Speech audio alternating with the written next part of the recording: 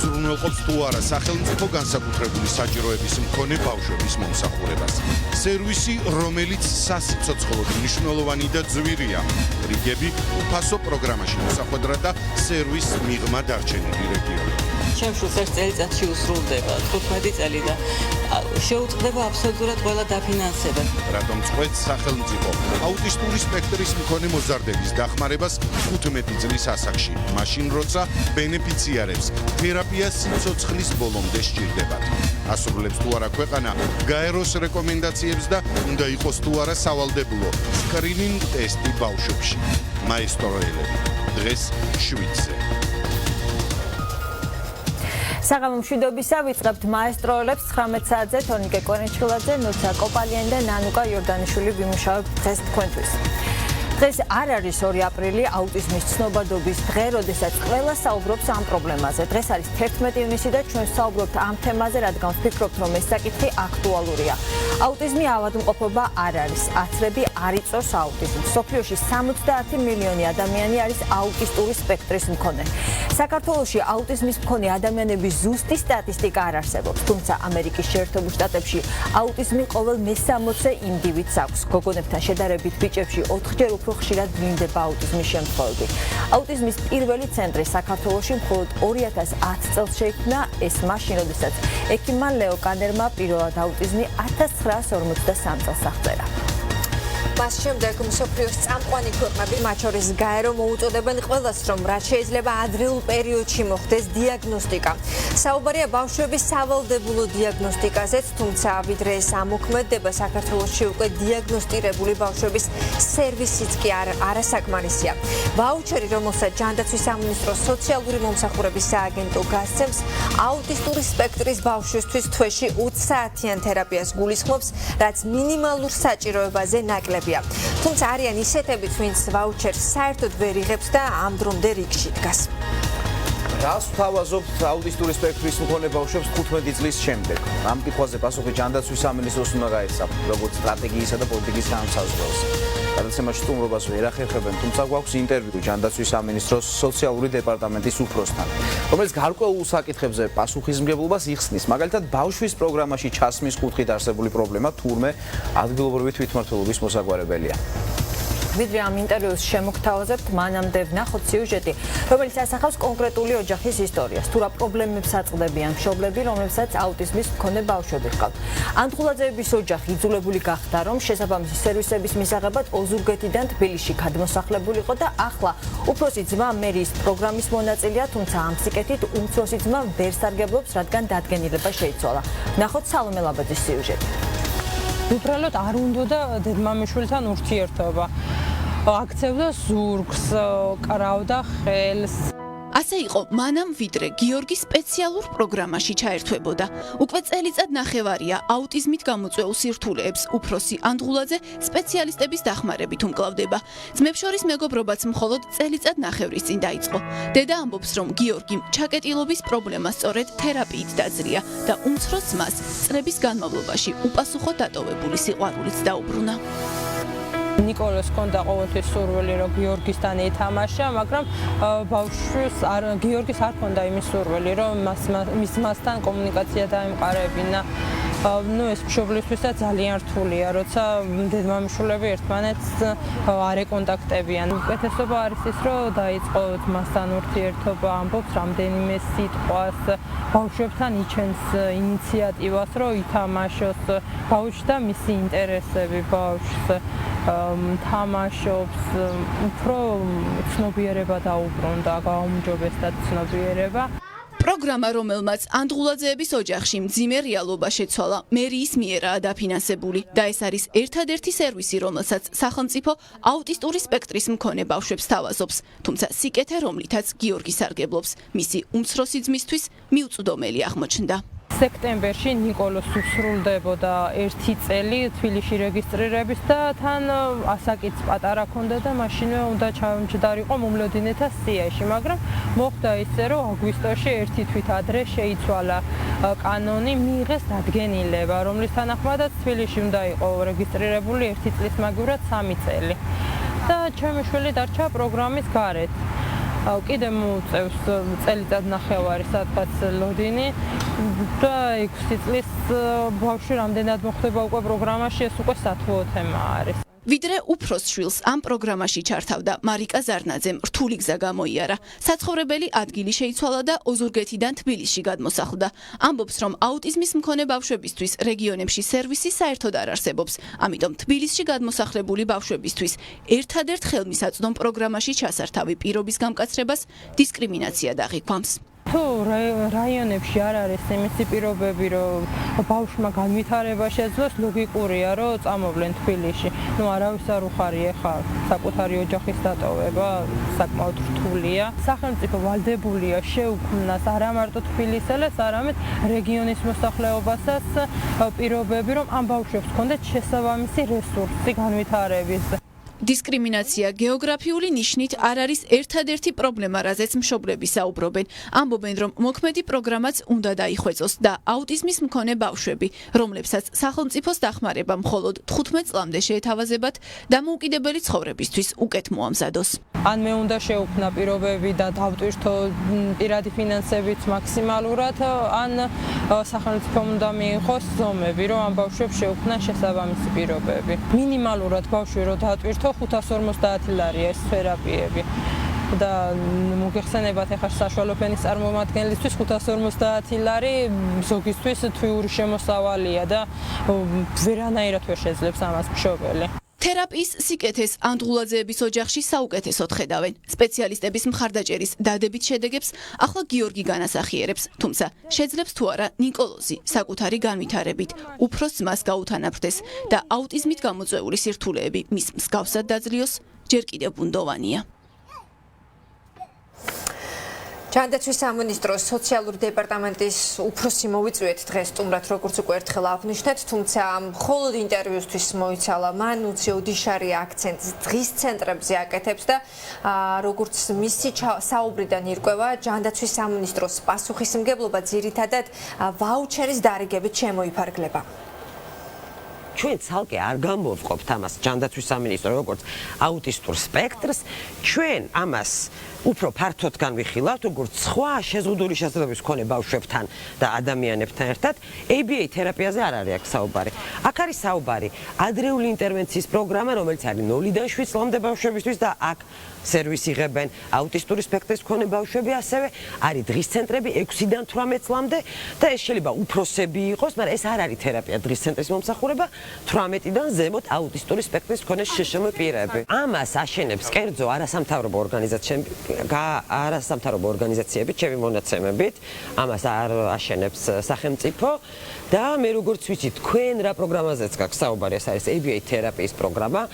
თავიდან როცა დაიგეგმა, ეს იყო 2016 წელს, იყო 15 წლამდე ბავშვებისთვის, თვითმმართველობა ესე დაგეგმა, იმიტომ რომ უნდა შემუშავებულიყო სპეციალური პროგრამები 15 წელს ზემოთ, ანუ ტრანზიტული პროგრამები, თუმცა ამ ეტაპზე ჯერ ვერ მოხერხდა სპეციალისტების მიერ ამ პროგრამების დაგეგმა და ამიტომ გაჩერდა ეს 15 წელს. თუმცა მე რამდენადაც მაქვს ინფორმაცია, თბილისის მერია აპირებს ამაზე მსჯელობას, მიმდინარეობს უკვე მსჯელობა და თუ არ ვცდები, ხუთშაბათს, ეხლა ხუთშაბათს რა რიცხვით 12-ში აქვს საკრებულოში გაფართოებული შეხვედრა იმის თაობაზე, რომ 15 წლამდე არ იყოს და ეს იყოს 18 წლამდე ბავშვებისთვის ეს სერვისი, იმის და მიუხედავად ახალი ინტერვენციული სერვისები ამ ასაკის ბავშვებისთვის შეიქმნა თუ არა, რადგან არ იყოს რეგრესი და ეს ბავშვები სერვისის გარეთ არ დარჩა.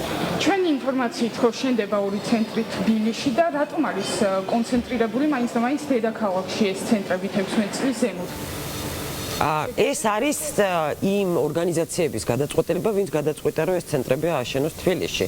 ეს არის კერძო ინიციატივა, ეს არ არის სახელმწიფო ინიციატივა. მე რამდენადაც ვიცი, აქედან გამომდინარე, ჩვენ ამ ორგანიზაციებს ვერ ვეტყვით, სად უნდათ თავიანთი სერვისების განთავსება. და სახელმწიფო თქვათ არ აპირებს მსგავსი ცენტრი? სახელმწიფო უმეტესად ჩვენი პროგრამები, ყოველ შემთხვევაში ჯანდაცვის პროგრამები, როგორც მოქმედებს, არის ის, რომ ჩვენ გვყავს სერვის პროვაიდერები, მაგალითად ადრეული ინტერვენციის სერვისები, გვყავს ჩვენ რეგისტრირებული ორგანიზაციები საქართველოს სხვადასხვა რეგიონებში, რომლებსაც ჩვენ ვუხდით თანხას იმაში, რომ ეს სერვისები განახორციელონ. ადრეული ინტერვენციის ან დღის ცენტრის საჭიროების მქონე შშმ ბავშვების ან პირების შემთხვევაში მიდიან სოციალური მომსახურების სააგენტოში, რომელიც არის მთელი საქართველოს მასშტაბით ყველა რაიონში. იქ წერენ განცხადებას, მიაქვთ დამადასტურებელი საბუთი იმის შესახებ, რომ ამ ბავშვს აქვს დიაგნოზი, რომელიც შეესაბამება ადრეული ინტერვენციის პროგრამას, თუ არა და დღის ცენტრების შემთხვევაში შშმ სტატუსი, რომლის შემდეგაც მათთვის ხდება ვაუჩერის გამოყოფა და ამ ვაუჩერს შემდეგ გამოიყენებენ იმ სერვისში. დღის ცენტრი იქნება თუ ადრეული ინტერვენცია. დღის ცენტრები გვაქვს ძალიან ბევრ ქალაქში, ხა გამიჭირდება ჩამოთვლა, მაგრამ ალბათ 30 რაიონში მაინც გვაქვს. ადრეული ინტერვენცია სად არ გვაქვს შემიძლია ვთქვა, ეხა ხდება სვანეთში ამის განვითარება, თუმცა არ არის. სამცხე-ჯავახეთში არ გვაქვს, ახალქალაქში და ნინოწმინდაში, მაგრამ ახალციხეში დავიწყეთ ამის გაკეთება. ნუ აქეთ გორში, ხაშურში, თბილისში თავისთავად, ქუთაისში, ქვემო ქართლში, მარნეულშიც გვაქვს, რუსთავში გვაქვს, სამეგრელოში გვაქვს, გურიაში ეხა იწყებენ არ გქონდა. ანუ ეს სერვისები ნელ-ნელა ვითარდება და ყოველწლიურად ბიუჯეტი იმატებს და სერვისებიც იმატებს. თავარია რომ ამ სერვისების მომწოდებლები იყვნენ კარგად დატრენინგებული პროფესიონალები, რომლებსაც შეუძლიათ ამ ბავშვებთან ურთიერთობა. აუტიზმის სპექტრის მქონე ადამიანებისთვის წლობი და თვეობით უწევთ ხოლმე ეს სამწუხაროდ ამაზე მე მონაცემი არ მაქვს, იმიტომ რომ ამ პროგრამას თვითმმართველობა ახორციელებს. ამიტომ როგორც მოგეხსენება, თვითმმართველობა არის ადგილობრივად არჩეული მთავრობა, რომელიც თვითონ განკარგავს ბიუჯეტს და პროგრამებს. ადრეულ ინტერვენციაში ახლა რიგები არ გვაქვს, მთელი ცხოვრება გქონდა რიგები. თერაპიებში, როგორც ჩვენთვის არის ცნობილი, თვიურად 20 საათი აქვთ გაზრდა, ამ საათების არის გეგმება? იცით, ეს არის ისევ და ისევ თვითმმართველობის კომპეტენცია. როგორც იცით, თვითმმართველობის და ცენტრალური სახელმწიფოს უფლებამოვალეობები გამიჯნულია. და აქედან გამოდიან მე ვერ გეტყვით, რომ ყველა თვითმმართველობაში 20 საათია. ქვეყანაში მიმდინარეობს დეცენტრალიზაციის პროცესი, რაც ნიშნავს იმას, რომ მეტ და მეტ უფლებებს და თანხას იღებს ადგილობრივ თვითმმართველობა. რაც ძალიან კარგია იმისთვის, რომ ყველა თვითმმართველობამ ადგილობრივ საჭიროებებს უპასუხოს შესაბამისად. რომ არ შეიძლება ყველა რაიონში და ყველა ქალაქში ერთიდნაირი საჭიროებები იყოს.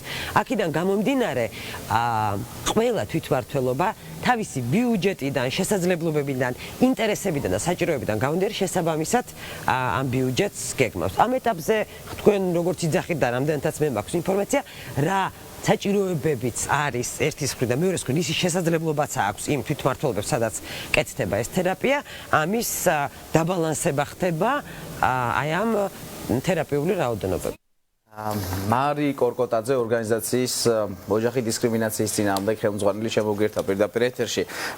ძალიან ბევრი საინტერესო განცხადება ახლა გააკეთა ნუციოდი შარიამ ჩვენს ეთერში. ერთი ისაუბრა იმაზე, რომ რიგები არ არის. ასევე მეორე რაც საინტერესოა, დეცენტრალიზაციაზე საუბრობს, მაგრამ ჩვენი რეპორტაჟის გმირიდან გამომდინარე ხვდებით, რომ ამ დეცენტრალიზაციამ ცენტრალიზაცია მოიტანა. ადამიანი იძულებული გახდა გურიიდან წამოსულიყო თბილისში. თქვენ დაგაკმაყოფილათ იმ კომენტარმა, რომელიც მოისმინეთ ახლა პირდაპირ ეთერში. პირველ რიგში უღრმესი მადლობა მოწვევისთვის და ნამდვილად დროული გადაცემა იყო, იმდენად ბევრი პრობლემა დაგროვდა ესე ვთქვათ აუტიზმის სფეროში. ქალბატონიც ახსენებს, რომ ადრეული განვითარების პროგრამაში არ არის რიგები. სამწუხაროდ არის რიგები, ძალიან ბევრი მშობელი დღესაც მომართავს, მეც მეგონა რომ არ იყო, იმიტომ რომ იზრდება ბიუჯეტი ყოველწლიურად, მაგრამ რიგები მაინც არის ადრეული განვითარების პროგრამაშიც კი. რაც შეეხება დეცენტრალიზაციის პროცესს, მე ვფიქრობ, რომ დეცენტრალიზაციის პროცესი არც დაწყებულა, სხვათა შორის შარშან გაზაფხულზე ქართული ოცნების უმრავლესობის ლიდერმა თავაკვაძემ, არჩილ თავაკვაძემ პირადად დამიკავშირდა მე და მთხოვა, რომ რაღაც შეხვედრა გავაკეთებინა აუტიზმთან დაკავშირებით.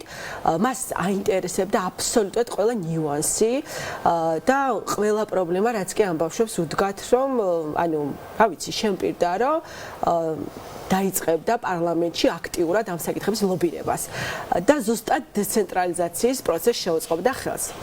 სხვა შორის იმ შეხვედრის შემდეგ საერთოდ აღარ გამოჩენილა ბატონი არჩილი და არც პარლამენტში არ მომისმენია მისგან რამე ეხსენებინოს თუნდაც აუტიზმზე. გააკეთოს პარლამენტმა აი რასე რომ რა ნაბიჯი უნდა გადადგა სადაც გააუმჯობესებს ამ. იცით რა არის? აი სამწუხაროდ ჯანდაცვის სამინისტრო იყო ახლა ეთერში. თავის დროზე ჯანდაცვის სამინისტროში იყო მიტანილი სწორედ აუტიზმის პროგრამა. სოფო კერესელიძე, რომელიც არის მშობელი და თქვენ ახსენეთ გაცემის დასაწყისში, რომ 2010 წელს შეიქმნა პირველად საქართველოში აუტიზმის ცენტრი. სწორედ სოფო კერესელიძემ გააკეთა ეს ცენტრი და სოფო კერესელიძის, ესე რომ ვთქვათ, ზედამხედველობით შეიქმნა ამ პროგრამის დრაფტი. რა თქმა უნდა, სპეციალისტებიც იყვნენ ჩართულები და ეს დრაფტი მიტანილი იყო ჯერ კიდევ ნაციონალების დროს ჯანდაცვის სამინისტროში და ჩვენ მშობლები ვეხვეწებოდით სახელმწიფოს, რომ ეს ამ პროგრამაზე ყოფილიყო ხელი მოწერილი და დამტკიცებული. მაშინ იყო 30 საათზე საუბარი, ანუ თვეში 30 საათის დაფინანსებაზე. თუმცა მე შეიცვალა ხელისუფლება, მოვიდა ქართული ოცნება, ჩვენ ისევ ჯანდაცვასთან მქონდა კომუნიკაცია, მაგრამ არ ვიცი ჯანდაცვამ ჭკუა იხმარა, ხრიკი იხმარა თუ რა გააკეთა. ეს პროგრამა გადააბარა თუ მერიამ თვითონ გადაიბარა, არ ვიცი. ანუ თბილისის მერიას. ანუ ხრიკი რაში მდგომარეობს? ხრიკი მდგომარეობს იმაში, რომ ჯანდაცვამ სრულად მოიხსნა პასუხისმგებლობა აუტიზმის მქონე ბავშვების და მოზარდების წინაშე. ანუ თუ კი ჯანდაცვა ახორციელებს ადრეული განვითარების პროგრამას, რატო არ შეიძლებოდა ვთქვათ აუტიზმის პროგრამაც აიღო, ხო, თავის თავზე. ეს ხო არ არის სამედიცინო მიდგომა, სამედიცინო პასუხი რა იყო? თქვენ ამ კითხვას დასვამდით ალბათ. იცით რა, მაშინ იმდენად მშობლები, აი, იცით როგორ უკიდურეს მდგომარეობაში ვიყავით? აღარ ვიცოდით რომელ ბანკს მივდგომოდით კრედიტი გამოგვეტანა რომ ჩვენი შვილების თერაპია დაგვეფინანსებინა და ალბათ გამოუცდელებიც ვიყავით და ჩვენ ამდენის არ ქონდა ნაფიქრი. ღირს 1 საათის 1 საათის ღირებულება, ანუ თბილისის მერიამ კვოტები დააწესა, იყო 21 ლარი, მაგრამ გახდა 20 ლარი, იმიტომ რომ ბავშვების რაოდენობა იმდენად მოიმატა, ფასი ცოტა დააკლეს. თუმცა თუ კი შეშვის დამატებით, ანუ 20 საათზე ზევით კიდევ დამატებით ჭირდება თერაპიები და ეს აუცილებლად ჭირდება და შენ ამ თერაპიებს გადაწყვეტ რომ შენ თვითონ დააფინანსო ფასები იწყება 25 ლარიდან იგივე თერაპია და ადის 40-45 შემთხვევაში თვის განმავლობაში დაახლოებით რა თანხაზია საუბარი. ანუ მეტი ჭირდებათ ვიდრე ეს არის 20 საათი. ანუ ის 400 ლარი, რასაც თბილისის მერია აძლევს ჩვენ შვილებს, ეს არის ძალიან მინიმალური და ძალიან ბაზისური. ამ ბავშვებს ჭირდებათ, არ ვიცი, მინიმუმ 2-ჯერ 400 ლარი კიდევ, ალბათ 1500 ლარი თვეში, იმისათვის რომ რაც შეიძლება მალე გამოვიდნენ მდგომარეობიდან. ერთს ვიტყოდი, ამერიკაში არის კვლევები ჩატარებული, თუ კვირაში რამდენი საათი უნდა მიეწოდოთ აუტიზმის მქონე ბავშვებს ეს თერაპია. ეს არის 40 საათი, ეს არის საუკეთესო შემთხვევაში, მაგრამ ჩვენ გვაქვს 20 საათი თვეში და ალბათ აგერ ყველა ვნახეთ მშობლები, ზოგ რეგიონში საერთოდ არც არსებობს სერვისი და იძულებულები არიან შიდა მიგრანტები გახდნენ ოჯახები, რომ თავისი შვილისთვის მიიღონ დაფინანსება. თქვენ დღის ცენტრზე, როდესაც საუბრობდით და გადაცემაში გადიოდა ინტერვიუ თქვენ თვით რომ საერთოდ დასახურია დღის ცენტრი. იმ სახით, რა სახითაც დღეს საქართველოში არსებობს დღის ცენტრები. რა სახით არსებობს ეს გითხარით და შემდეგ განვარცხოთ რატომ არის დასახური. აუტიზმის მქონე ბავშვების ადგილი თუ იღება ეს სერვისი? არა, ადგილი როგორ მე ვერ ვიტყოდი იმას, რომ ჩემშვილს მე იქ არ მივიყვან, არ ეკადრება და ან რაღაც, არავითარ შემთხვევაში. დღის ცენტრში მე ჩემშვილს იმიტომ არ მივიყვან, რომ იქ ვერანაირად ვერ მოხდება ჩემი შვილის ინტეგრაცია, ინკლუზია და ასე შემდეგ. ეს არის პატარა დახურული ინსტიტუცია, ესე რომ ვთქვათ, სადაც ბავშვი მთელ დღეს ატარებს ამ დახურულ ინსტიტუციაში, მაშინ როდესაც უნდა ატარებდეს ამ დროს ან საჯარო ბაღში, ან სკოლაში და ასე შემდეგ. ანუ ისეთ გარემოში, სადაც თავისი თანატოლები არიან და თავის თანატოლებთან შეძლებს, არ ვიცი, თამაშს, გართობას და ასე შემდეგ. დღეს საქართველოში დღის ცენტრები რა ფორმითაც არის, მე ვფიქრობ, ეს არის უბრალოდ თავშესაფრის, ანუ თავშესაფრის როლს ასრულებს და მეტი არაფერი და მე სწორედ ამიტომ არ მომწონს. თუ ეს დღის ცენტრები იქნება სკოლასთან არსებული და ბავშვი იქ, ვთქვათ, სკოლის შემდეგ მივა და იმეცადნებს და ასე შემდეგ, სხვათა შორის UNICEF-ი მუშაობს ამ სახით რომ იყოს საქართველოს დღის ცენტრები, ამას მივესალმები ნამდვილად, მაგრამ დანარჩენ ანუ შემთხვევაში. პროგრამა ამ შემთხვევაში არის 15 წლის ასაკისთვის. ამის შემდეგ რა ხდება? ანუ სად მიდის ასეთი ბავშვი, რას აკეთებს მშობელი? კი ბატონო, ანუ თბილისის მერიამ როდესაც დაიწყო ეს პროგრამა, ჩანაწერი იყო ესეთი, რომ 2 წლიდან 15 წლის ჩათვლით აუტიზმის მქონე ბავშვები მიიღებდნენ ამ დაფინანსებას. მაგრამ ეს ბავშვები გაიზარდნენ და ჩვენ უკვე აი 2019 წლის დაფხულს უკვე ყავს 10 ბავშვი, ვინც გახდება 16 წლის და გამოდის, რომ ისინი ვერ მიიღებენ დაფინანსებას. სწორედ ამიტომ ჩვენ აქტივისტმა მშობლებმა მივმართეთ თბილისის მერიას განცხადება იყო, არ ვიცი, ძალიან გაჯერებული კანონებით იმ ხრივ, რომ ყველა სარეაბილიტაციო პროგრამა, რაც კი არსებობს შიშემოზარდების და ბავშვების, არის 18 წლამდე საქართველოში და რატომ უნდა ყოფილიყო აუტიზმის პროგრამა 15 წლის ჩათვლით, ეს ფიქრობ, რომ არის დისკრიმინაცია და ასევე განსაზღვრება თუ ბავშვი რა წლამდე ითვლება, საქართველოს კონსტიტუციაში წერია, რომ არის 18 წლამდე. ანუ არანაირი დასაბუთება არ ქონდა, რატომ უნდა ყოფილიყო 15 წლის ჩათვლით. სულ ცოტა ხნის წინ ჩვენ შეხვედრას ვქონდა ჯანდაცვის სამსახურის უფროსთან, ანუ თბილისის მერის ჯანდაცვის სამსახურის უფროსთან გელან ჩივიაშვილთან და შევხვდით სოფო ხუნწარიას და ამ შეხვედრაზე ჩვენ მივიღეთ ესე ვთქვათ გარანტირებული პირობა, რომ თბილისის მერია 18 წლამდე გაზდის ამ დაფინანსებას და სწორედ ქალბატონს იმახსენა ხუთშაბათ შეხვედრა საკრებულოში, მეც ვარ აქ მიწვეული და სწორედ ამაზე სასაუბროდ ვიქნებით ალბათ იქ მიწვეული, რომ უკვე ოფიციალურად შევიდეს ეს ცვლილებები და ამ ბავშვებისთვის ერთი დღეც არ მოხდეს ამ თერაპიის წყვეტა. მოდით ახლა გეოგრაფიულად შევხედოთ ამ პრობლემას. აქ საუბარი არის, რომ ანუ სერვისს თავაზობენ მხოლოდ 4 ქალაქში, ხომ, ქვეყნის მასშტაბით, რომ დავაკონკრეტოთ, მოდი და რატომ არ არის ეს საკმარისი, ან რატომ არის მაინც და მაინც აი ასე შერჩეული ეს ქალაქები, რა პრინციპი? იცით რა, ეს ძირითადად არის დიდი ქალაქები, სადაც არსებობს დაფინანსების პროგრამა. თუმცა თვითონ სერვისი არსებობს კიდევ ქობულეთში, არსებობს რუსთავში და ახლა უკვე გაიხსნა გორშიც, მაგრამ ამ სამ მუნიციპალიტეტში არ არსებობს დაფინანსება იმ სახით, როგორიც არის, თქვათ, თბილისში, ზუგდიდში და თქვათ ბათუმში. იცით რატომ არ უნდა იყოს ესე 4 ადგილას მხოლოდ, იმიტომ რომ აუტიზმის მქონე ბავშვები ანუ ძალიან ადვილად იღლებიან და როდესაც მიყავს შენ ამ ხელა მანძილზე და ეს გზა მისთვის იმდენად დამღლელია, ფაქტიურად ის არის არაპროდუქტიული, როდესაც მიყავს თერაპიაზე. წარმოიდგინეთ, მე მამა დამიკავშირდა ახალციხიდან, რომელმაც მითხრა, რომ კვირაში 2 საათით ჩამოყავს თბილისში ბავშვი ახალციხიდან და მას არავინ არ აფინანსებს. წარმოიდგინეთ, ამ ხელა გზაზე ჩამოყავს ბავშვი, რომ ის რაღაც მაინც ასწავლოს თავის შვილს.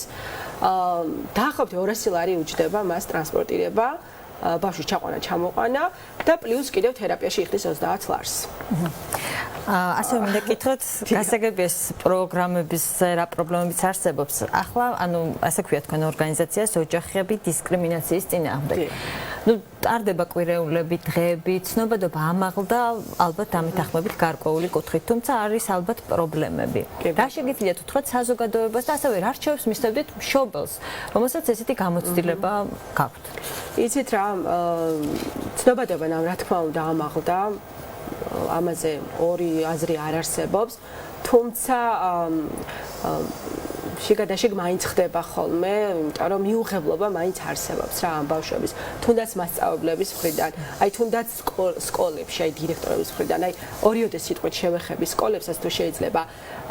აი 2018 წლის სექტემბერში ანუ განათლების მინისტრის ბრძანება გამოიცა და ამ ბრძანების შესაბამისად ყველა ბავშვს, ვისაც აქვს ქცევითი დარღვევა და ჭირდება ინდივიდუალური ასისტენტი კლასში, ანუ მას უნდა დაენიშნოს ეს ასისტენტი. თუმცა იმდენად დაბალია დაფინანსება ამ ასისტენტის, თვეში გამოდის 100 ლარი. აბსოლუტურად არავინ არ მოდის ასე დაბალ არანჟღაურებაზე და ბავშვი მაინც რჩება ასისტენტის მიღმა. და თუ მას ასისტენტი არ ეყოლება გვერდით, ვერ გაჩერდება ის გაკვეთილზე, შეიძლება მოყვეს ამას გაკვეთილის ჩაშლა და ასე შემდეგ. ანუ განათლების სამინისტრო თან გვაძლევს კანონს, მაგრამ თან გზადაგზა პატარა-პატარა ყუმბარებს გვიტოვებს, რომელიც გზადაგზა ფეთქდება. ანუ გაქვს, მაგრამ თან არ გაქვს, ესე გამოდის. და რაც შეეხება მიმღებლობას აი თქვენ ახლა გეყოლებათ სალომე გაბაძე ჩართავთ და სალომე კიდევ კარგად ილაპარაკებს ამასთან დაკავშირებით. სალომე ძალიან კარგი პროექტი დაიწყო, ის მიდის სკოლებში, რომ ბავშვებს ესაუბროს აუტიზმზე, რომ ბავშვებს შორის არ იყოს ის სტერეოტიპული დამოკიდებულება, რაც არსებობს.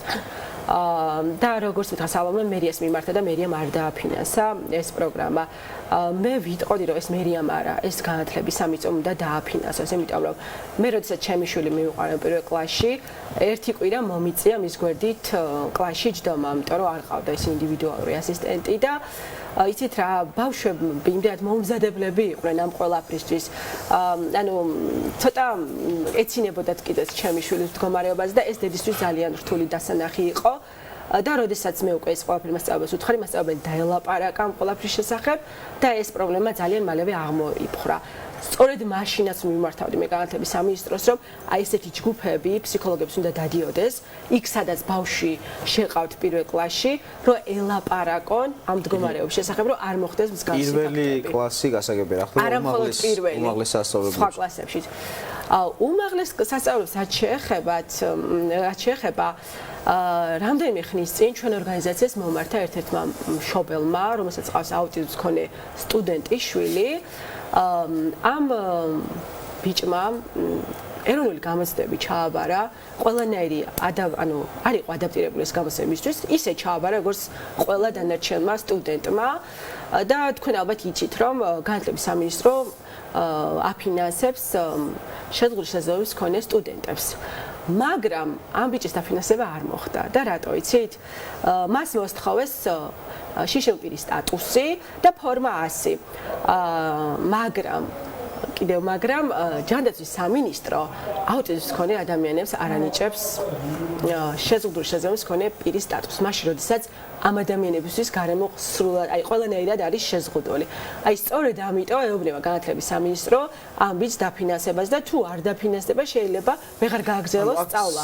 სერიოზულ საკანონმდებლო ხარვეზებზე. იცით, ხარვეზებზეა, თუმცა განათლების სამინისტროს ძალიან მარტივად შეუძლია გვერდი აუაროს აი ამ კანონს მინისტრის ბრძანების საფუძველზე ან ამას შეიძლება მინისტრის გამოსცეს ბრძანებაც და იმის საფუძველზე მოხდეს და ასევე მინდა აღვნიშნო რომ სწორედ ახლა ბათუმში დაიწყო პილოტი აი ამ სტატუსის მინიჭებასთან დაკავშირებით რომ გადავიდეთ სოციალურ მოდელზე და ასევე განათლების სამინისტროს თავისუფლად შეუძლია იხელმძღვანელოს გაეროს შეზღუდული შესაძლებლობის მქონე პირთა კონვენციით რომელიც ჩვენ ორგანულ კანონზე მაღლა დგას იერარქიულად და სულ თავისუფლად შეუძლია ამ სტუდენტს მისცეს დაფინანსება.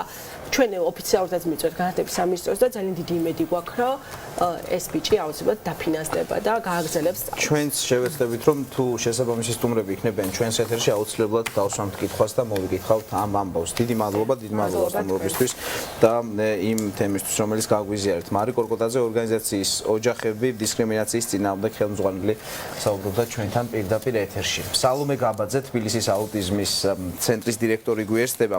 მოგესალმებით, ქალბატონო სალომე, მადლობა რომ მონაწილეობთ გადაცემაში. მოგესალმებით, მადლობა მოწვევით. მოდით ჯერ მოკლედ მოგვიყევით იმ პროგრამაზე, რომელზეც საუბრობდა ჩვენი წინასტუმარი, რა პროგრამა გაქვთ და ამის შემდეგ უკვე გადავიდეთ იმ პრობლემებზე დავიწყოთ საუბარი, რომელიც არსებობს. კი ბატონო, პირველ რიგში მადლობა რომ გადაცემა მიუძღვენთ ამ თემას, რადგანაც თემა თავისთავად ძალიან მნიშვნელოვანია. დავიწყოთ პირველ რიგში სტატისტიკით, რომ თემის აქტუალურობა უფრო მეტად თვალსაჩინო იყოს ჩვენი მაყურებლისთვის. აუტიზმის სპექტრის გავრცელება 2018 წლის მონაცემებით არის 59 ადამიანიდან 1, რაც მოგეხსენებათ საკმაოდ მაღალი მაჩვენებელია. ეს სტატისტიკა არის მზარდი, ყოველ 2 წელიწადში დაახლოებით ხდება ხელახალი გადაფასება და პრინციპში რომ გადავხედოთ დინამიკას, ვნახავთ რა სისწრაფით იზრდება ადამიანების რაოდენობა, რომლებსაც აქვთ აუტიზმის სპექტრი. მიზეზებზე თუ შეგიძლიათ გვესაუბროთ, ანუ მზარდი სტატისტიკის მიზეზები რა არის? უფრო კარგად ხდება დიაგნოსტირება თუ რასთან გვაქვს საქმე თქვენი ანალიზით? კი ბატონო, იცით რა, ერთი პასუხი ამ კითხვაზე არ არსებობს, არსებობს რამდენიმე სავარაუდო პასუხი, თუმცა ჯერჯერობით ზუსტი გამომწვევი მიზეზი ცნობილი არ არის. მაგრამ ერთ-ერთი რაც განიხილება არის სწორედ უკეთესი ამოცნობა ამ მდგომარეობის და სადიაგნოსტიკო ტესტების გაუმჯობესება. თუმცა ამის გარდა კიდევ ბევრ სხვა ფაქტორზეა საუბარი, მაგრამ სამწუხაროდ ჯერჯერობით არ არის დადგენილი რა იწვევს კონკრეტულად აუტიზმს. აი მზარდ სტატისტიკას რამდენად შესაბამისად მიყვება უკვე სერვისები, ანუ მზარდია თუ არა სერვისები საქართველოში? საქართველოში 2015 წელს დაიწყო აუტიზმის პროგრამა, რაც რა თქმა უნდა ძალიან დიდი წინგადადგმული ნაბიჯი იყო. 2015 წლიდან დღემდე კი ნამდვილად მოიმატა ბავშვების რაოდენობამ, რომლებიც ამ პროგრამაში არიან ჩართულები. თუმცა კიდევ ვიტყვი რომ რადგან ამ თვითონ მდგომარეობა ძალიან მზარდია, შესაბამისად არ ხდება სრული ჩართულობა ყველა იმ ბავშვის, რომელსაც აუტიზმის სპექტრის დარღვევა აქვს. გაცილებით მეტია ამ მდგომარეობით და ნაკლები იღებს შესაბამის რიგები არსებობს, ვისაც სურვილი აქვს და ანუ ვერ ერთვება. თუ შეიძლება კითხვა გამიმეოროთ რიგებთან დაკავშირებით. რიგში მდგომი ადამიანები არიან, ვისაც სურვილი აქვს რომ ჩაერთოს პროგრამაში, მაგრამ ვერ ერთვება. მე ამ წუთის მონაცემები სამწუხაროდ არ მაქვს, თუმცა წინა პერიოდის მონაცემების მიხედვით რიგები არსებობდა, რისი გამომწვევი მიზეზიც ერთის მხრივ, რა თქმა უნდა, არის დაფინანსების სიმწირე, მაგრამ მეორეს მხრივ ასევე არის სპეციალისტების სიმწირეც, რადგანაც ქცევის გამოყენებითი ანალიზით მომუშავე სპეციალისტის გადამზადება საკმაოდ დიდ ხარჯებთან არის დაკავშირებული და საკმაოდ რთულია, რომ თვითდაფინანსებით ბევრმა სპეციალისტმა შეძლოს გადამზადება და შეძლოს ისეთი კვალიფიციური განათლების მიღება, როგორიც საჭიროა. ამიტომ ამ საკითხთან დაკავშირებით ანუ ორი ფაქტორი გვაქვს გასახილველი. ერთი არის, რომ რამდენად შეესაბამება რესურსი ამ მოთხოვნებს და მეორე დაფინანსების ნაწილი. ასევე საინტერესო არის ანუ თერაპიის საათების რაოდენობა, რომელზეც ძალიან ბევრს საუბრობენ, რომ მაგალითად 20 თერაპია საკმარისია თუ არ არის საკმარისი. თქვენ რა შეგიძლიათ გვითხრათ? კი ბატონო, მარიმ სწორად აღნიშნა, არსებობს გაიდლაინები, რომელიც პირდაპირ მიგვითითებს რა რაოდენობის თერაპიაა საჭირო აუტიზმის სპექტრის მქონე ბავშვებისთვის იმისათვის, რომ თერაპია იყოს ეფექტური.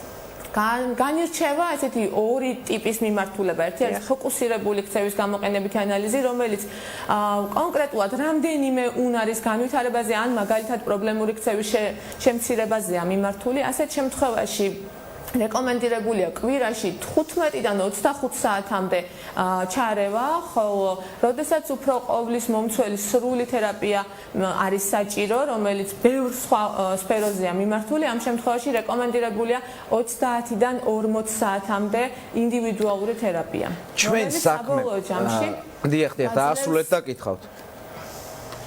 რომელიც საბოლოო ჯამში გვაძლევს კარგ შედეგს და კარგ შედეგში იგულისხმება ის, რომ ბავშვების დაახლოებით 50% შესაძლებელია, რომ საშუალოდ 2 წლიანი თერაპიის შემდეგ მნიშვნელოვნად მათი მდგომარეობა მნიშვნელოვნად გაუმჯობესდეს და სამომავლოდ მათ შეძლონ ნორმალური ფუნქციონირება, იყვნენ სრულად ადაპტირებული გარემოში და იყვნენ საზოგადოების სრულად. კალვადონოს სალომე, ახლა ჩვენ რეალურად რაზეც ვსაუბრობთ? პრობლემა არის იმაში, რომ უცოდინარობა უბრალოდ არ ვიცით როგორ დავეხმაროთ ამ ადამიანებს ინტეგრაციაში, საკანონმდებლო ბაზის ხარვეზია, ფინანსების პრობლემა, ეს ყველაფერი კრებითად გვაძლევს იმ სურათს, რომელიც გვაქვს. საიდან უნდა დაიწყოს მუშაობა, რომ ეტაპობრივად მაინც ნაბიჯ-ნაბიჯ წავიდეთ უკეთესობისკენ და სურათი შეიცვალოს უკეთესობისკენ? მუშაობა უკვე დაწყებულია, რაც როგორც აღნიშნე 2015 წლიდან პროგრამების მხრივ და კიდევ უფრო ადრე 2010 წელს გაიხსნა პირველი ცენტრი, სადაც დაიწყეთ ქცევის გამოყენებითი ანალიზის მიწოდება. ეს იყო ცენტრი, რომელიც სპეციფიურად ამ მიმართულებით მუშაობდა ილიას სახელმწიფო უნივერსიტეტში. ამის მერე ბევრი ცენტრი გაიხსნა და გაცილებით მეტი სპეციალისტი გადამზადდა, რაც კარგია და ეს ყველაფერი გვაჩვენებს, რომ პროცესი მიმდინარეობს, თუმცა რა თქმა უნდა, ჩვენი დიდი სურვილია და მშობლების დიდი სურვილია, რომ ეს პროცესი იყოს უფრო სწრაფი, რადგანაც კიდევ ამბობ, რომ ზარდი სტატისტიკა არ გვაძლევს მოდუნების საშუალებას. ანუ რეალურად მუშაობა დაწყებულია, მუშა პროცესია, მაგრამ ტემპით ვერ ვეწევით იმ პრობლემას, რომელიც გვაქვს. სწორად გავიგეთ?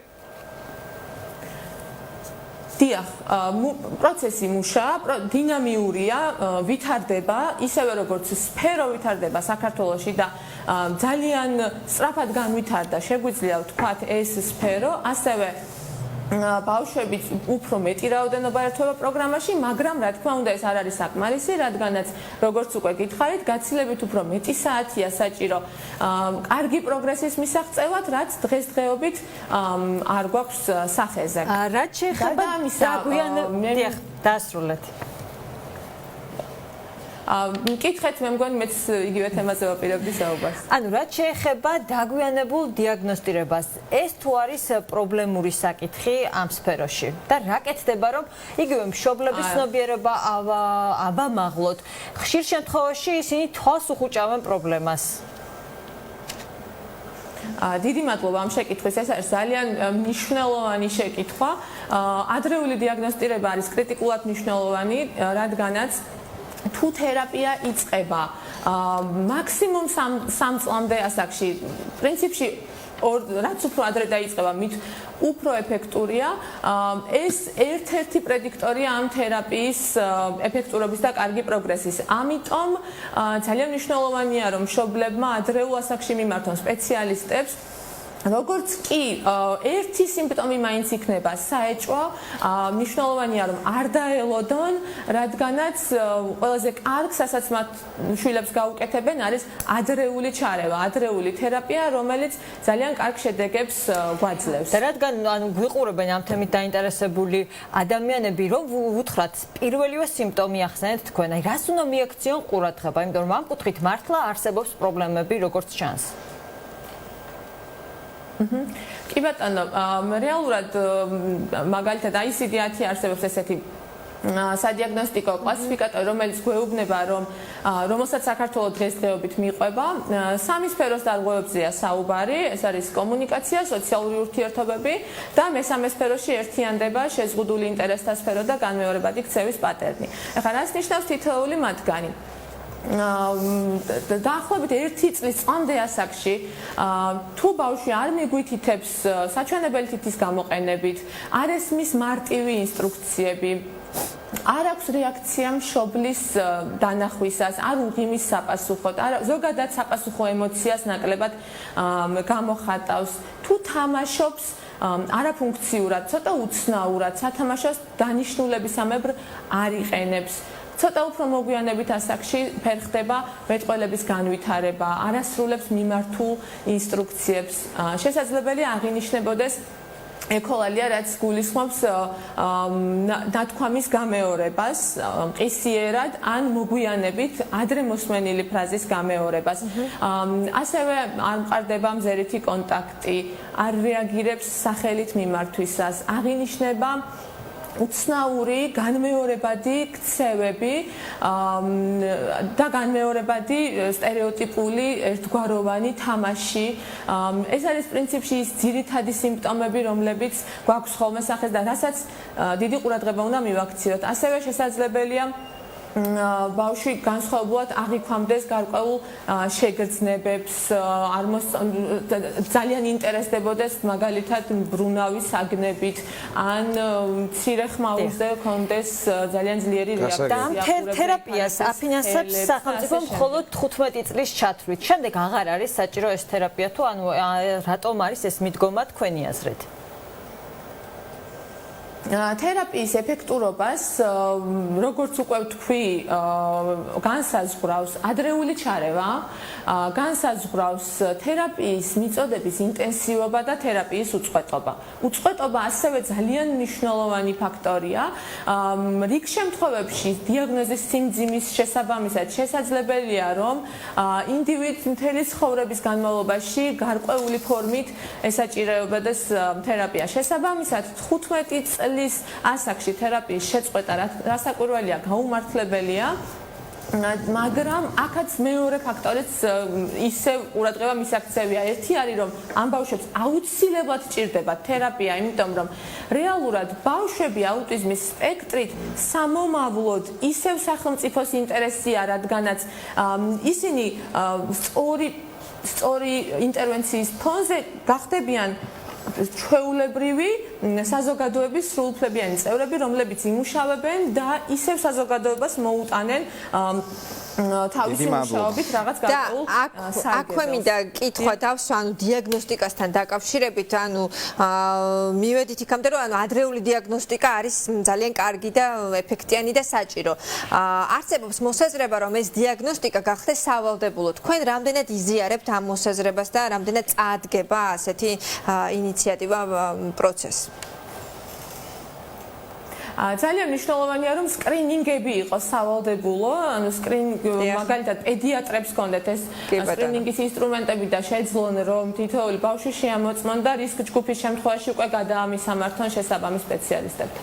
გასაგებია, მადლობა. სალომე გაბაძე, თბილისის აუტიზმის ცენტრის ხელმძღვანელი პასუხობდა ჩვენს კითხვებს. ახლა კი შემდეგი სტუმარი უნდა შემოგვიერთდეს პირდაპირ ეთერში ნათია ჩემინავა. ეს არის მშობელი ფოთიდან, რომელსაც ყოველდღე კვირაში რამდენჯერმე დაყავს საკუთარი ბავშვი თერაპიისთვის სხვა ქალაქში. რომ მოგვიყვეთ რა პრობლემებს აწყდებით და ფოთში არ არსებობს არანაირი სერვისი, რომ თქვენი შვილის საჭიროებებს უპასუხოს?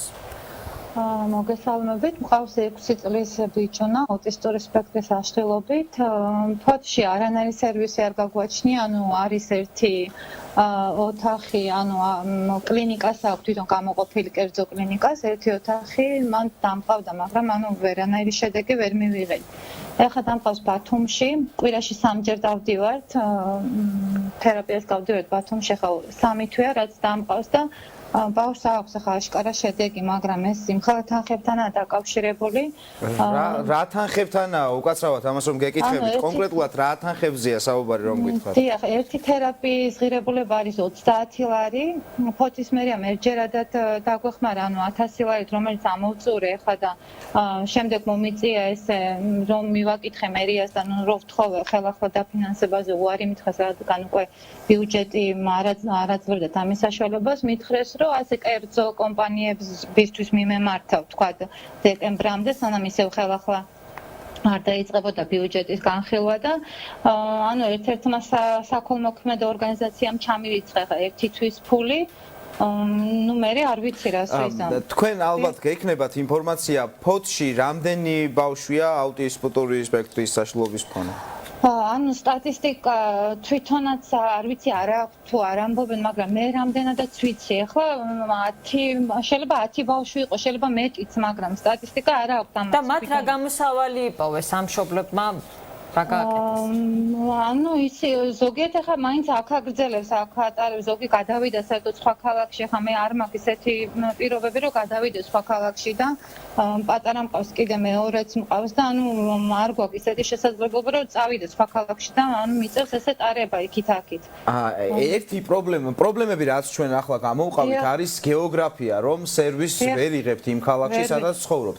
ასევე ფინანსები, რომელიც არის საკმაოდ ძვირი. კიდევ რა პრობლემებს აწყდებით? ამაზე მინდა რომ ვისაუბროთ დეტალურად ყველაფერზე. ხო, ეს ფინანსებთან დაკავშირებით თან გზა, ახლა იქით-აქით წადი წამოდი თქვა 1 საათი ბათუმამდე მინდა, მე ეს გზაში ხო ბავშვი იღლება თავისთავად. 1 საათი იქ ვარ და 4 საათს ვატარებთ გზაში, ესე გამოდის. ახლა ფოთში რო იყოს, ხო თავისთავად ყოველდღე ვატარებდი, ახლა ვატარებ კვირაში 3-ჯერ. და ფოთში რა სერვისი არის, რას გთავაზობთ, რაც არ არის საკმარისი, რა არის ფოთში? არაფერი, არის ერთი პატარა ოთახი ამ კერძო კლინიკაში, სადაც არის ერთი ვინც ქცევის თერაპევტი. მე მინდა რომ იყოს ისეთი, რომ დატრენინგებული რო იყვნენ ეს თერაპევტები და რავი, ახლა თქვა ბათუმში რო ძალიან კმაყოფილი ვარ, მენტალური ჯანმრთელობის ცენტრში დამყავს და თქვა ისეთი დატრენინგებული ქცევის თერაპევტები რო ყავდეს აქ და ნორმალური არა ერთი ოთახი ვთქვა. დიახ, თქვენ ბავშვი მოსწავლეა უკვე სკოლაში დადის 6 წლის არის. მომავალ წელს უწევს დიახ, სწავლა, სკოლა. ამ კუთხით თუ გაქვთ უკვე ნაფიქრი, რას აპირებთ, რას გეგმავთ, რომელ სკოლაში უნდა შეიყვანოთ, თუ არის შესაბამისი გარემო, რა იციან მასწავლებლებმა, უკვე მოიკითხეთ ეს ამბები. ანუ დავარეგისტრირე ფოთის პირველ სკოლაში. ლუკას დამხმარე ასისტენტიც დასჭირდება აუცილებლად, იმიტომ რომ შეფასებაზე რო ყავდა, მან გითხრეს რომ სპეცმასწავლებლის გარდა დასჭირდება დამხმარე ასისტენტი. ხო და ეხლა ვაპირებ რომ მივიდე და მოვიკითხო, მე მგონი არ ყავს სკოლას დამხმარე ასისტენტი და სკოლის კეთილინება ახლა ამას თუ მოიძიებენ თქვათ და რო ეყოლოს უკვე. ჩვენმა წინასწარმარმა თქვა რომ 100 ლარს უხდიან სპეციალისტს, რომელიც დაეხმარება ბავშვის სწავლის პროცესში. დირექტორთან თუ გქონდათ კომუნიკაცია ეს დეტალები ჩვენ გვაინტერესებს, რადგან პრობლემა აღქმა საზოგადოების პრობლემა, ინტეგრაცია ბავშვების. ამ კუთხით თუ გქონიათ შეხება დირექტორთან თუ აუხსენით თქვენი მდგომარეობა? ხო, არა, ვიყავი ორჯერ და დირექტორი სამწუხაროდ არ დამხვდა და ეხლა ვაპირებ, ანუ სკოლის თემა ჯერ არ ვიცი რა ყოფილვარ, ახლა უნდა გავიდე და უნდა გავარკვიე დეტალურად სკოლებში რა ხდება, ჯერ არ ვიცი ნამდვილად. დიახ, საბავშვო ბაღში თუ დადიოდა საინტერესოა? კი, ანუ 3 წლიდან დადის საბავშვო ბაღში, რავი რა ნორმალურად იქ.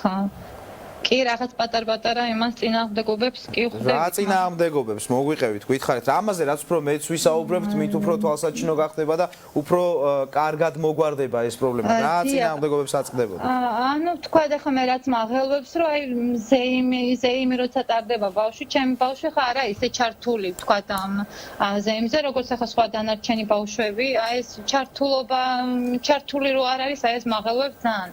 ეს ვისგან მოდის, რომ ჩართული არ იყოს მასწავლებლისგან თუ ბავშვებისგან, მშობლებისგან, დამოკიდებულებები გვაინტერესებს?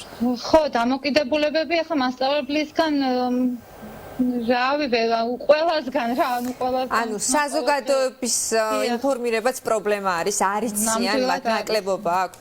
ნამდვილად ფოთში არის ამის ნაკლებობა, რომ არ იციან. და ბოლოს მინდა შევეხოთ დიაგნოსტირების პროცესს. ან თქვენ შემთხვევაში რამდენად სწრაფად გაარკვიეთ დიაგნოზი?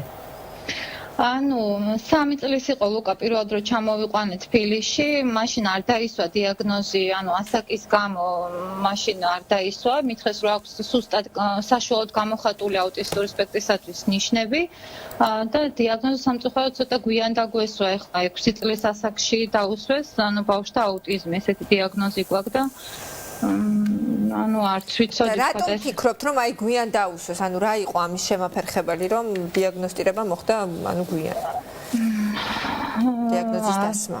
ხო, რავი, აი მაშინ ასაკის გამო დაუსვეს, ანუ ასაკის გამო არ დაისვა და უკვე რომ დაისვა ეს დიაგნოზი, ну არ ვიცი შეიძლება ვერ მივედით იქ სადაც უნდა მივსულიყავით და ბოლოს უკვე დიახ, მოდით რომ შევაჯამოთ ჩვენი საუბარი. ჩვენ ახლა გვიყურებენ ალბათ ფოთშიც, ფოთის მუნიციპალიტეტის წარმომადგენლები, მერის წარმომადგენლები. რა გჭირდებათ? ჩამოგვითვალეთ, გითხარით პირდაპირ ეთერში და შევაჯამოთ დავასრულოთ. დიახ, ანუ მე მჭირდება დაფინანსება, რომ იყოს ყოველთვიური, როგორც აი თქვა სხვა ქალაქებში ყოველთვიური ვაუჩერი მინდა, აი 3-ჯერ დავდივარ კვირაში, ეს არ არის ესეთი კოლოსალური თანხა, რომ ფოთის ბიუჯეტმა ვერ შეძლოს ამის გამოყოფა, თან ბავშვების რაოდენობა არ არის იმდენი, მინდა ყოველთვიური დაფინანსება, აი 360 ლარი, რაც მიჩნდება 12 თერაპია, კვირაში 3-ჯერ დამყავს, რა თქმა უნდა, უფრო მეტი თუ იქნება უკეთესია, მაგრამ ამ ჯერზე ხა დავკმაყოფილდები, ამითი მინდა ყოველთვიური ვაუჩერი. 360 ლარიანი, რომ ყოველთვე არ მქონდეს თანხასაძიებელი თერაპიის და პლუს ახლა გზის თანხა, გზაც ხო საწვავი მეხარჯება, იქ რაღაც გზის თანხებს არ ვითხოვ უბრალოდ რომ მქონდეს თერაპიის თანხა, ყოველთვიური ვაუჩერი. გასაგებია, დიდი მადლობა, ძალიან დიდი მადლობა, ნათია ჩემინავა, მშობელი გვერდებოდა პირდაპირ ეთერში და იმედი მაქვს რომ გვიყურებენ ჩვენ ფოთში მერის წარმომადგენლები და რადგან ადგილობრივ დონეზე უნდა მოგვარდეს ეს პრობლემა, როგორც ჯანდაცვის სამინისტროში აცხადებენ, დეცენტრალიზაცია რეალიზაცია თურმე მნიშვნელოვანი ამ პროგრამის და ამ პროექტის იმედი გვაქვს რომ ხო დაემოგვარდეს და იმედი გვაქვს რომ გამოხმაურება იქნება. ალბათ არც მშობლებისთვის არ აქვს დიდი მნიშვნელობა ჯანდაცვის მინისტრომ მოაგვარებს ამ პრობლემას და ადგილობრივი თვითმმართველობა. თუმცა დღევანდელმა გადაცემამ დაგვანახა რომ საკმაოდ ბევრია პრობლემა, მათ შორის საკანონმდებლო დონეზეც. საკანონმდებლო დონეზე და იმედი გვაქვს რომ ნაბიჯ როგორც ჩვენმა წინა რესპონდენტმა თქვა, ამ თემებზე დაწყებულია მუშაობა და ნაბიჯ მივდივართ წინ. თუმცა ტემპი აშკარად უფრო უკეთესია საჭირო, რადგან ვერ ეწევა იმ საჭიროებებს, რომელიც დღეს არსებობს რეალურად საზოგადოებაში. დიდი მადლობა ყურადღებისთვის. დღეისთვის სულ ეს იყო მაესტროელები დასრულებულია. წინ გელოდებათ დღის თავარი გამოშვება და ირაკლი მაისურაძე ძალუძღება საინფორმაციო გამოშვებას. მადლობა ნახევარს.